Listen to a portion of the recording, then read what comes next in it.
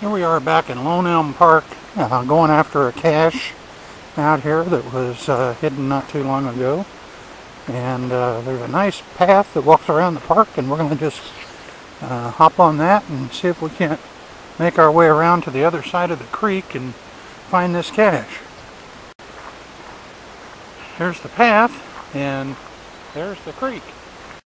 Yeah, the path goes quite a ways around here, but it's a nice path, so we're only 300 feet away, but I don't think we want to go through that trying to find it, so we're going to just stick on the path. Sometimes the long way is the easiest way and the quicker way. Well, look what I found. Isn't that cute? I guess it's spring already, because already here's the little snakes are starting to come out, and this one's no exception. Here's an interesting area. I remember there's a cache that's got a multiple stage hidden here. This is an old well that's been covered over to keep people from falling in it, and quite an interesting area. Well, the path looks like it's going to cross the creek here and get on the other side over this bridge that's got it's kind of a scenic little bridge. I'd hate to try to cross this creek any other way. Looks like it's got plenty of water in it. So this was probably a good decision walking around. Now at this point we're about 500 feet away from the cache, but we're going in the right direction now. So I think getting on the other side of the creek was probably the right thing to do. Well, here's a nice little bench for you to rest on if you get tired walking around. We're only 100 feet away from the cache now, and it's kind of in this direction. Now we're down to 90 feet.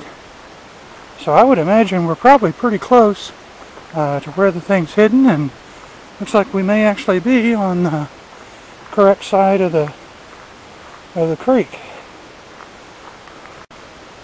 Well, now our GPS is pointing off to this side of the trail, so it's away from the creek. And it's saying it's about 60 feet away, so I would imagine it's somewhere back in this brushy area. 40 feet, 38,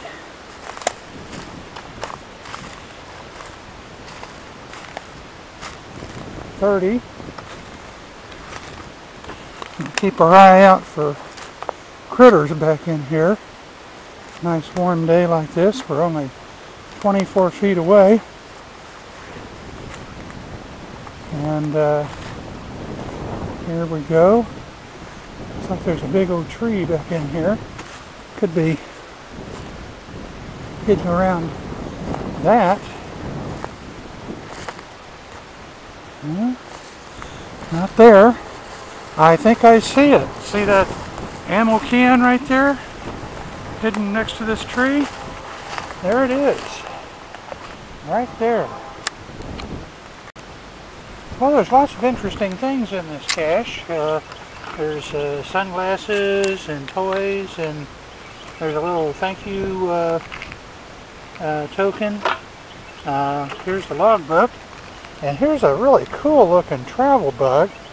I'll have to rescue this one and take it along with me. It says Alaska Bug. I'm one of a family of 4 bug brothers starting out in Kansas, and we want to travel to the 4 corners of the continental U.S. and we want to get back home for a family reunion. So this one, I hope I can beat my brothers. And I guess they're going to Canada, Florida, and Maine. And they're all made out of gourd. So we'll have to take this one to Alaska. I don't know when we're going to be able to do that, but maybe we can at least get it a little closer. And we'll leave a Kansas Sunshine coin in its place. So this is a good example of why sometimes the most direct route isn't always the best. Our Jeep's right over there, and we could have walked right down here and tried to cross this mess and Maybe we could have got across on those logs, and maybe not. There's no question we would have gotten good and sloppy. And then, of course, trying to get up this far side over here would have been a challenge. Not to mention the possibility of encountering some critters along the way. It's just, unless you're young and agile and adventuresome, it's probably best to take the path. And guess what? We're going to take the path back. And besides, we wouldn't have been able to see that really neat snake. It'll be interesting to see if he's still there or if he's wandered off. I don't know if he was dead or just cold. Well, it looks like the old snake's still here. I think he's a goner myself. Although, you know, he does kind of look like he's just resting. I think he's a garter snake, I think. Is that a crack cut on his back? You know? That makes it kind of scary getting up this close, doesn't it? Well, here we are. Back at the old Jeep. There's the Jeep. Probably wasn't supposed to park out here on the grass, but I guess no one's watching, so I could get away with it this time and not get caught by the local sheriff. So I'll have to hot-foot it out of here and head for the next cache.